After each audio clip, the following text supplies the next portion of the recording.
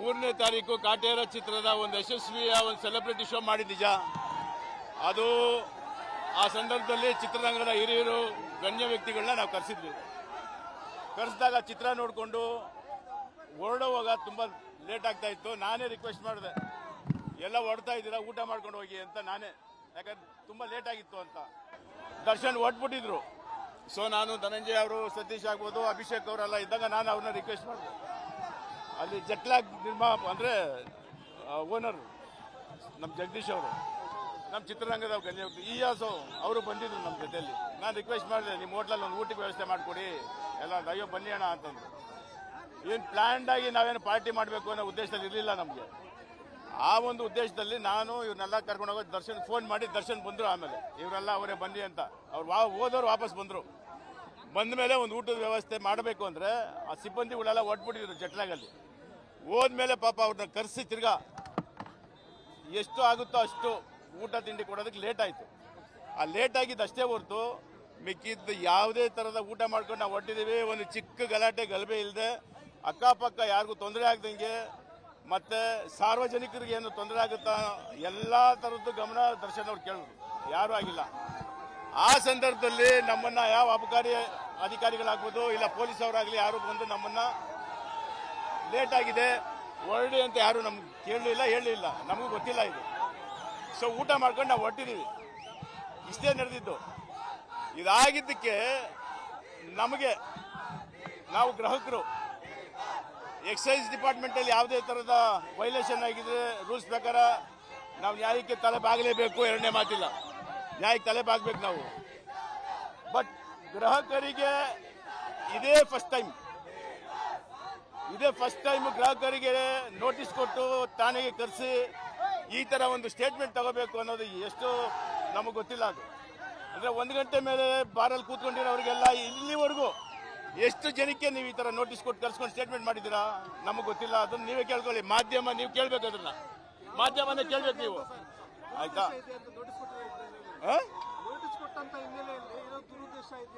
ಬರ್ತೀನಿ. ಈಗ ನೀವು ಬುದ್ಧಿವಂತರು, ನಮಗಿಂತ ಜಾಸ್ತಿ ನಿಮ್ಗೆ ಅರಿವಿದೆ. ನೋಟಿಸ್ ನಿಮ್ಮ ಪ್ರಶ್ನೆಗೆ ನಿಮ್ಮಲ್ಲೇ ಉತ್ತರ ಇದೆ. ಇದರಿಂದ ಯಾರಿದ್ದಾರೆ ಅನ್ನೋದು ನನಗೂ ಗೊತ್ತಿದೆ. ಒಬ್ಬ ದರ್ಶನ್ ಅನ್ನೋರನ್ನ ಒಂದು ಚಿತ್ರ ಹಿಟ್ಟಾಗಿದ್ದ ತಕ್ಷಣ ಒಂದು ಚಿತ್ರ ಈ ನಮ್ಮ ರಾಜ್ಯದಲ್ಲಿ ದೊಡ್ಡ ಸಕ್ಸಸ್ ಆಗಿದ್ದಕ್ಕೆ ಆ ಒಂದು ಹೆಸರಿಗೆ ಮಸಿ ಬಳಿಬೇಕು ಅಂತ ಯಾರ್ಯಾರು ಏನೇನು ಮಾಡ್ತಾರೋ ನನಗೆ ಗೊತ್ತಿದೆ. ಅರ್ಥ ಆಯ್ತಾ? ಇಂಥ ಈ ಸಂದರ್ಭದಲ್ಲಿ ಒಂದು ಚಿತ್ರ ಯಶಸ್ವಿ ಆಗದೆ ಕನ್ನಡ ಚಿತ್ರರಂಗದಲ್ಲಿ ತುಂಬ ಮುಖ್ಯ. ಅಂಥ ಒಂದು ಸಂದರ್ಭದಲ್ಲಿ ಒಬ್ಬ ದರ್ಶನ್ ಮೇಲೆ ಯಾಕೆ ಟಾರ್ಗೆಟ್ ಮಾಡಬೇಕು ಅನ್ನೋದು ನನಗೆ ಗೊತ್ತಾಗ್ತಾ ಇಲ್ಲ. ಇದರಿಂದ ಯಾರಿದಾರೋ ನನಗೆ ಗೊತ್ತಿದ್ರು ನಾನು ಹೇಳಕ್ ಹೋಗೋದಿಲ್ಲ. ದಯವಿಟ್ಟು ಇದನ್ನು ಇಲ್ಲಿಗೆ ನಿಲ್ಲಿಸಿ. ಅದು ನಿಮಗೂ ಗೊತ್ತು, ನನಗೂ ಗೊತ್ತು, ಇಡೀ ರಾಜ್ಯ ಜನಕ್ಕೆ ಗೊತ್ತು.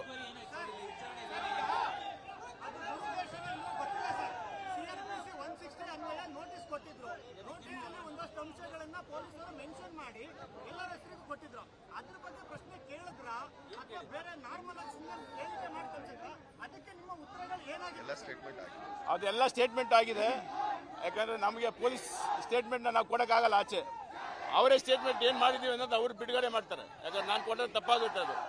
ಸೊ ನಾನು ಹೇಳೋದಿಷ್ಟೇ, ದಯವಿಟ್ಟು ಕನ್ನಡ ಚಿತ್ರರಂಗದಲ್ಲಿ ಯಾವುದಾನ ನಮ್ಮದೇ ಅಲ್ಲ, ಇಡೀ ದರ್ಶನ್ ಒಬ್ಬರೇ ಅಲ್ಲ, ಎಲ್ಲ ಚಿತ್ರಗಳು ಚೆನ್ನಾಗಿ ಹೋಗ್ಬೇಕು ಅನ್ನೋ ಉದ್ದೇಶ ನಮ್ಮದು. ಇವಾಗ ನೋಡಿ, ಇವರೆಲ್ಲರೂ ಸತೀಶ್ ಆಗ್ಬೋದು, ಚಿಕ್ಕಣ್ಣ ಆಗ್ಬೋದು, ಧನಂಜಯ ಆಗ್ಬೋದು, ನಮ್ಮ ಅಭಿಷೇಕ್ ಅಂಬರೀಶ್ ಆಗ್ಬೋದು, ನಿಮ್ಮೆಲ್ಲರಿಗೂ ಗೊತ್ತಿರೋಂಗೆ ಒಬ್ಬ ದರ್ಶನ್ ಅನ್ನೋರು ಒಂದು 10 ಜನ ನಾಯಕ ನಟಕನ ಹುಟ್ಟಾಕಬೇಕು ಅನ್ನೋ ಹೊರಟಿರೋರು, ಒಂದೊಳ್ಳೆ ಸ್ಥಾನಮಾನಕ್ಕೆ ತರಬೇಕು ಅವ್ರಿಗೆ ಅನ್ನೋದು ಪ್ರಯತ್ನ ಪಡ್ತಾರಂಥ ವ್ಯಕ್ತಿಗೆ ಅವರ ಇಮೇಜ್ನ, ಅವ್ರ ಹೆಸರನ್ನ ಭಂಗ ಮಾಡೋದಿದೆಯಲ್ಲ, ಅದನ್ನ ನಾನಲ್ಲ, ಇಡೀ ದಿ ಬಾಸ್ ಅಭಿಮಾನಿಗಳು ಖಂಡಿಸ್ತಾರೆ, ಇಡೀ ಚಿತ್ರರಂಗ ಖಂಡಿಸ್ತೀವಿ. ಕರೆದಿಲ್ಲ, ಮತ್ತೇನು ಕರೆದಿಲ್ಲ.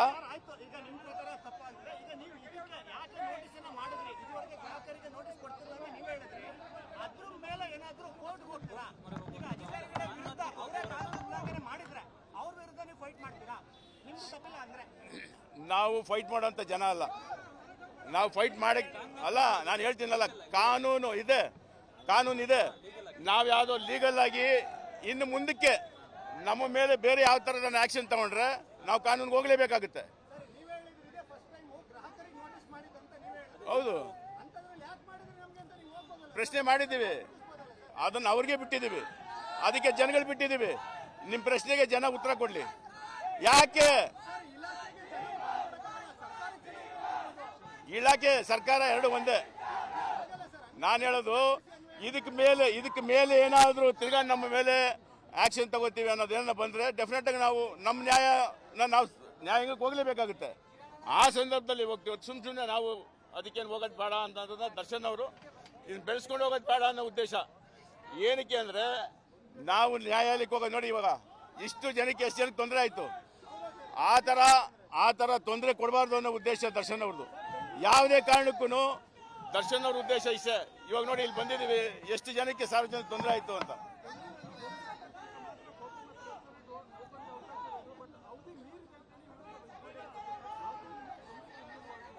ಅಲ್ಲ, ಇಡೀ ಬೆಂಗಳೂರಲ್ಲಿ ಈ ಥರ ಎಷ್ಟೋ ನೂರಾರು ಬಾರ್ಗಳು 1 ಗಂಟೆ ಮೇಲೆ ನಡೆಸ್ತಾ ಇದ್ದಾರೆ.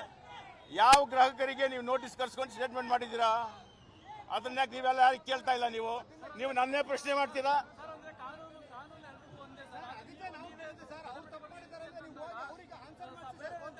ಅದನ್ನ ನಿಮ್ಮ ಪ್ರಶ್ನೆಗೆ ಉತ್ತರ ಕೊಡ್ತೀನಿ ನಾನು. 1 ಗಂಟೆ ನಂತರ ನಾವು ಕೂತ್ಕೊಂಡಿದ್ದು ಊಟ ಮಾಡಿದ್ದು ತಪ್ಪು ಅನ್ನೋದಾದ್ರೆ ನಾವು ತಲೆಬಾಗೇ ಬಾಗ್ತೀವಿ. ಎರಡನೇ ಮಾತಿಲ್ಲ.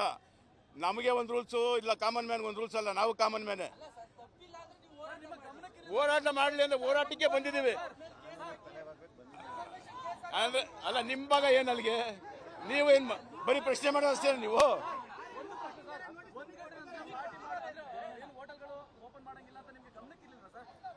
1 ಗಂಟೆ ನಂತರ ಆಗುತ್ತೆ, ಊಟ ಮಾಡ್ತೀವಿ ಅಂತ ನಮಗೂ ಗೊತ್ತಿರಲಿಲ್ಲ. ನಾವು 1 ಗಂಟೆ ಒಳಗೆ ಊಟ ಮಾಡಿ ಹೊರಡಬೇಕು ಅಂತಾನೆ ಹೋಗಿದ್ದಲ್ಲಿ. ಪಾರ್ಟಿ ಮಾಡೇ ಇಲ್ಲ, ಪಾರ್ಟಿ ಅಲ್ಲ ಅದು, ಊಟಕ್ಕೆ ರಿಕ್ವೆಸ್ಟ್ ಮಾಡಿ ಹೋಗಿದ್ದು ನಾವು.